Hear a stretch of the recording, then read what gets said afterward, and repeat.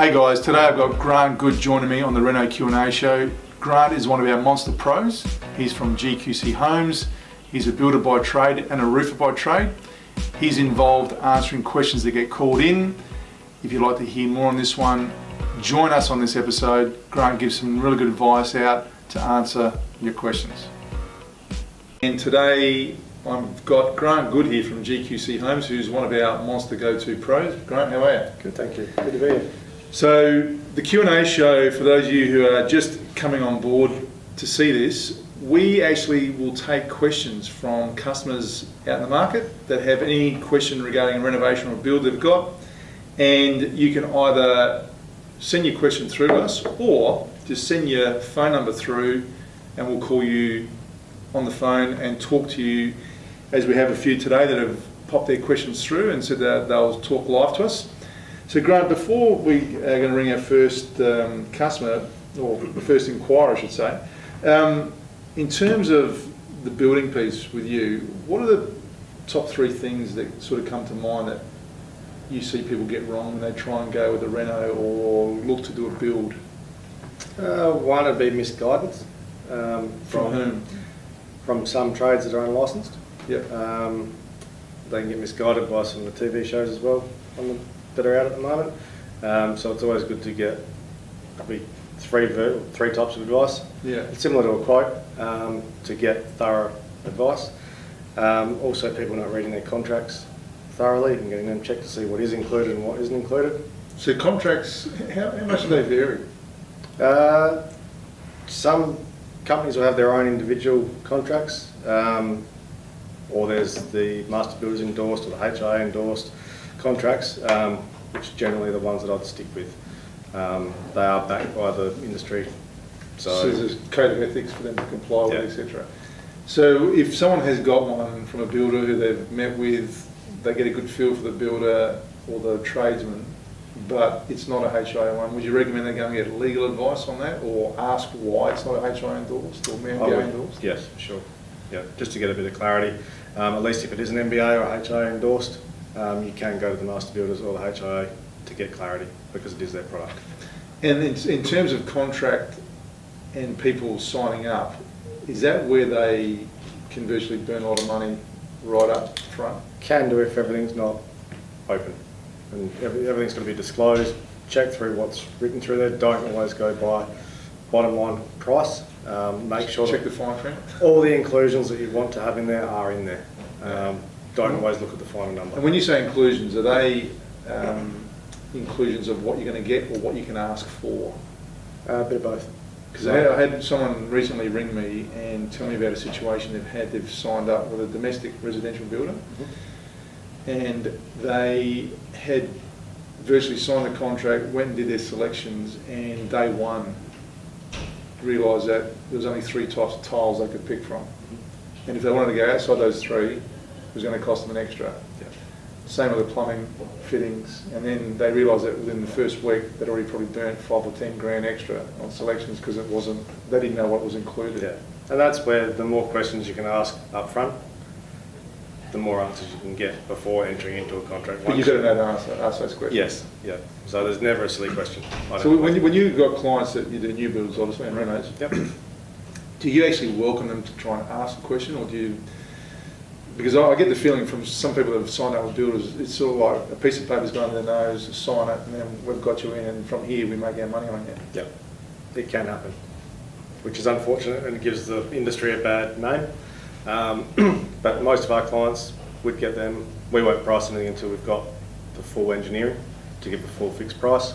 We get our clients to go in and do their selections. We are a bit more, I suppose we are a smaller building company ourselves, that it is more tailored to suit the client. Yeah. We're looking at their budget, finding products that we can source that suit their budget, and it's the prices in there. So their selections for all their tapware, sanitary ware, shower screens, mirrors, robes, cabinetry is all set, and that is the price.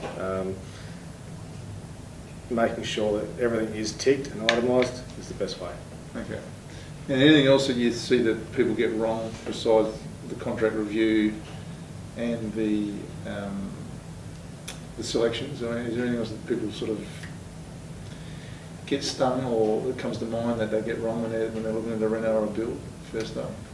Probably, depending on how long it takes from the contract to starting the site works, if they do change their mind, to try and not change their mind throughout construction. Genuine variation if they want to add another level on, an additional window which isn't on the plans, making sure that all their plans and documents are 100%. Then everyone's got it in writing. So getting it right from the start is really where you save and make the money. Yeah. If you've got every item that you want in there, if you do decide to change your mind on something, it can be looked at as a genuine variation. Well, you've heard that from one of the pros, and that is the advice that actually some people would pay for that, but it's good advice, Grant, because I've heard that many times, and it's the old thing about fail to plan is a plan to fail. So, all right, so look, we've had a few inquiries come through, and we're going to, actually one of them here, before we ring our first customer, Kathy, we've got one here that says, what should I be looking for in a home builder? What advice would you give to someone who, and look, these are all from, this is over from Brisbane, so what would you suggest in that regard? Looking at a builder, they are specified, they are qualified for one to do that set project. Yeah. Look at some of their previous projects, something that is similar, if they can show you something that's similar that they've done So they previously. should be transparent with what they're offering? In the past, if they don't have display homes or if they've got a client they can access to get a walkthrough through the property, there's no harm in asking the question. Okay. You can get a good feel for a builder and it's a genuine person if they will let you go into that property. If they're proud of what they've done and they do a high standard, there should be no reason why they shouldn't try and go out of their way. At the end of the day, each builder's got to sell themselves. It is a competitive market out there now. So that question there, you'd say to someone, the quality to look for a builder is the transparency of previous work they've done, references, 100%. Photos or social media page potentially if they've got that. Those, and also chatting with other people that have built. If you've got friends or family that have built that can give you a recommendation, word of mouth. where they've had, that's, I suppose our philosophy is word of mouth speaks volumes. But with that, at least then you've got some assurance as well. And that person or friend that has had a project done, you can always go and look at their project. Yeah, that's or right. it might be a friend of a friend or a family member. So at least then you might have access to have a look at that prior to engaging and speaking with that builder. What happens when people have got a friend that's a builder, but they've not actually seen their work, but they feel obliged because it's a friend? Same set of rules, like they might be thinking, they feel like I'm prying into there, asking those questions about what it is they've done. To be honest, treat them as the same as any other builder. Business is business. Business is business. Family and friends is family and friends. Good advice. All right, we're going to ring our first inquiry here. I won't mention the number on camera.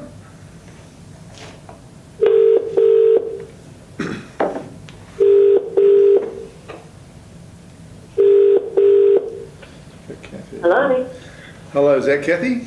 Yes, it is. Kathy, how are you? It's Phil from the Reno Q&A show. How are you? Oh, hey, I'm good, thanks. Yourself? Good. Okay, I've got one of our Monster pros here, Grant, who is our pro builder on board, and we have received your message and your inquiry, which you've got about a kitchen. Yes, we do. Do you want to elaborate on that? What your question is for Grant while we've got him here? How are you, Kathy? Yeah, for sure. Hey, Grant, how you going? Good, thank you. Yeah, that's good. Look, it's a bit of a small room that we want to make bigger. And the thought was to sort of knock out a wall to expand on it and make it, obviously look sort of really grand and good. But our only worry is when we take down a wall, how does that affect it structurally? Like, is it just okay to knock down a wall, or where do we sort of go with that? Have you looked at a specific builder or a contractor to come out and have a look at the property? No, we haven't. Okay, I'd suggest first point of call would be the contacting a builder or even an engineer to come out and inspect the property. Right. To inspect to see if that wall is load bearing or non-load bearing. Some of the questions they may ask you up front would be, is it timber frame with plasterboard construction? Is it steel frame? Is it or brick or masonry construction, that internal wall? Okay. Is this a renovation, Kathy, you were thinking of doing yourself, or you have? Well, it was. Because and that's why we were sort of a bit concerned. We didn't know if we could just sort of go ahead and take down a wall. So yeah, we were sort of planning to, you know, have a go at it ourselves. So Grant, in that situation there, the advice is if they wanted to do the renovation piece themselves, they wait until they've got that report? 100%. That way, if there is an additional structural member that needs to go in place to support the roof load that's coming down on that wall, Okay. you may have to put that beam in first. Whether you could actually install that beam yourself or you felt comfortable doing it yourself, Yeah. you'd then get the advice from the engineer. If it was non-load bearing wall, you could then have some guidance from the engineer or the builder of how to remove that wall. Right, okay. This is an existing kitchen, Kathy, you've got? Yeah, it is, yeah. So we just were going to gut it out And make it bigger. Yeah, put in the new one. But sort of thinking, you know, to take that wall out. So there's other things as well in there as well to look out for, Kathy, as well as does that wall have any electrical work in it, Yeah, gas. or gas or water, because you Yep. need to engage one of those contractors, either being an electrician or a plumber, to terminate those services that are in those walls just for safety's sake as well. Yeah, for sure. Yeah, that's a good point. Grant, can I just ask while we've got Kathy on the line, what would, it sounds like this could be a can of worms, open up a can of worms if you don't know how to budget for this. Yes. So they're really not in a position, I mean, you've got a budget dollar in mind, obviously, Kathy, to go into this project. Yeah, we did. Yeah. So, I mean, how do they got to wait for the assessment and come back from the engineer to see whether they're going to be able to, and how would they accurately budget that to get that right? Because I've seen this before where you start knocking down walls and all of a sudden You 20,000 is double. can cause more damage by removing the wall without any advice up front. At least if you do get the engineer involved to tell you A, whether it's a load-bearing wall or a non-load-bearing wall. Yep. If it was a load-bearing wall, the engineer would then be able to give you a proposal of a fee to engineer a beam or some sort of structural beam to go in over that roof space and take the load of that. Then you've got a document from the engineer that you could go and get a price from a supplier for that beam, whether it be timber or steel. Yeah. And then you can also give that to, if you don't feel comfortable doing it yourself, you could then give it to, say, 3 separate carpenters or 3 structural steel workers to then get 3 competitive prices for the works to be done. Right, right. Then I'd suggest if you did feel comfortable, they could maybe do the main structural works. The Yep. removal of the wall, you could still look at removing that portion yourself. Yeah. So when you say load bearing, is you're sort of meaning that that's holding up a part of the roof? Is that what you mean? That's correct. Right. Okay. Kathy, what the floors that you got? What type of floors do you have? Is it concrete slab or you got timber floors? It's a concrete slab. Okay, so that makes it a little bit easier, Grant. So for then you're not going to have to look at you will have to patch and repair the floor covering there, but if it is a strip footing with a timber floor and subfloor frame, you'd then have to patch and repair the existing floor frame because the masonry wall would go down to a concrete strip footing. Right. Okay. Yeah, for sure. Kathy, thanks for the question. I hope that answered the question you wanted. Yeah, it does. Yeah. Thanks heaps for your help. If you go ahead with that engineering advice that Grant's given and you need any more questions, Also, just a quick one, Kathy, if it is a structural works as well, council will need to be notified of the structural changes to that property, so that's where the engineering certificate would be handy to forward onto council. Oh, okay. All right. So Didn't think of that one either. you might think it's a little bit of an investment up front, but it'll save in the Yeah. long run. And as I said before, that's where I've seen a lot of people go wrong, where they dive into these projects and unravel a whole lot of mess and find they're working backwards and patching things up, and it's a lot more expensive afterwards. However, if it is Yeah. non-load bearing, the council isn't required. Yeah, okay. Oh, okay. Right. Oh, I didn't realise that either. I didn't know that the councils needed to know if you did things inside like Yeah, that. if it's a load-bearing wall, they will. Any structural Okay. works need to be notified through council. Yep. Well, perfect. Excellent. Good to know. All right, Kathy, thanks for the call. Okay. Thanks heaps for your Okay, help. bye. Bye. Yeah, Grant, that's probably a common one where people see a kitchen, think that they've got a small one, oh, we can extend this out, take that wall out and start to hack it. Have you seen a few horror stories like that before? We have, yes. And it's unfortunate because everyone wants to try and give it a go themselves. And that's what I said before, there's no silly question in our industry. It's easy to ask a silly question and get the advice, I think, up front, rather than attempting something, it failing. Also, you've got to look at the safety side of things. If your family's living in that home and the roof does collapse, You've got major issues. you've got major issues and no one would want to live with that. So With engineers, with engineers coming out to give that sort of report, what is the average cost you think that something like that would cost someone? depending on the full scope of works and how many walls, if it's one beam with some columns, they'd probably do a call-out fee. But all in all, you'd probably be looking around the $500 to $700 mark. Okay, so it's a fairly small investment for a project like a kitchen renovation, because kitchen renovation's a fairly serious room, and it's one of those rooms in a home, like a bathroom, that is going to give you value. So you want to make sure you get that right. And on the flip side, if worst case scenario, if it did collapse, it's going to cost you more than $500 or $700 to repair, roof leaks, major roof structure. And then you got exactly right. So, okay, so we've got one more inquiry here, Grant, that Max has sent through regarding. It looks like it's about a second level addition. He hasn't gone into too many. I'm assuming it's a he. Hasn't gone into too many details, but we'll just quickly ring and see what that.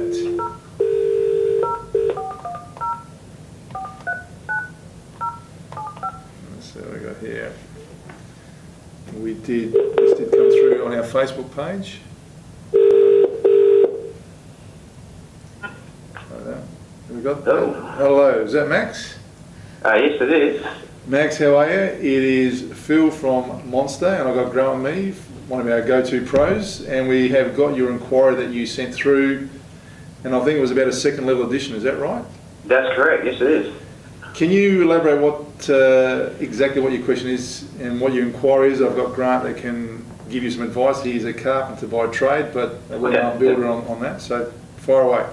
No worries. Yeah, so look, I've got the existing family home. We're just looking at putting on a second story addition, basically.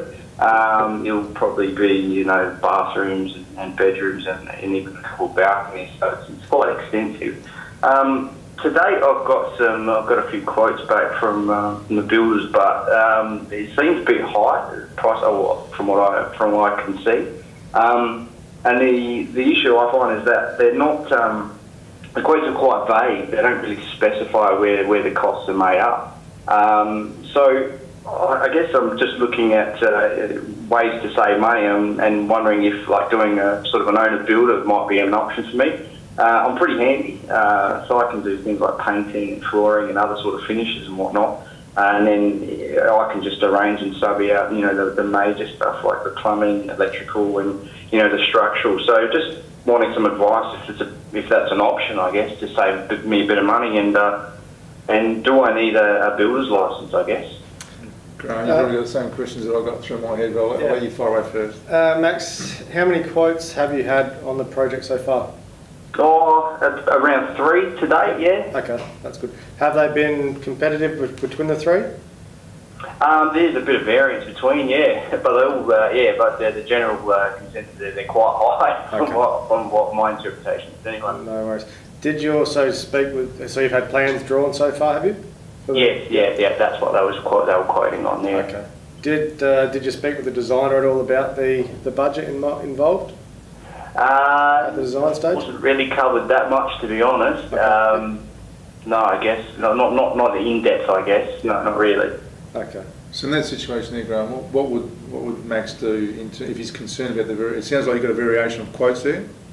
Yeah, that's right. So, I mean, is it going to a fourth, or does he need to find out for his builders, as you mentioned before, about how they specialise in this sort of work before? And potentially, you could get another quote. It could be wasting more of your time, Max, doing that. Also, whether you've gone back for a bit of feedback from those builders and tried to get a breakdown of what's included and where the costs are, and just try and get some transparency with those builders. Sit down around the table and discuss. Sometimes people keep their budgets close to their chest. Sometimes it's also good to disclose that with a builder that you do feel comfortable with. And then look at sort of saying, well, look, I can do these portions myself. Some builders won't allow you to do that, some will. Going owner builder, it depends on how much time you've got on your hands as well, and how much time you can spend at that property managing it. You will still need to take out your own insurances, and you will still need to get a certified to sign off on certain stages that council require along the way as well. So there still will be additional fees involved there that you have to pay for.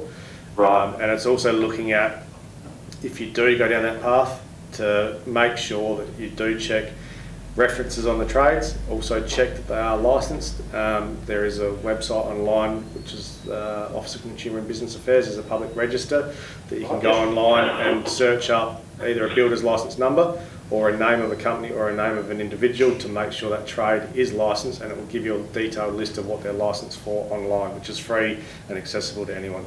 Max, the other thing is I think you need to, some people, as Grant said, want to hold their budget close to their chest, but at the end of the day, you're going to have to strike up a relationship with one of those builders if you're going to go down that path. Yep. What have you got to lose if you actually share the vision and tell them exactly what it is you want? That's really how you probably get a good feel of who you're dealing with. It's a relationship you're going to endure for a while, Grant, isn't that right? That's correct. And that way you'll get a gut feel that you've gone out and given them your piece, and if they're really genuine and they want your business, I'm sure they'll come back and try and understand what it is you want and you and your family want, and work from there. It's also, if you do disclose the budget and it is a lower budget, the builder should then be able to tell you up front that we can't do it for that budget.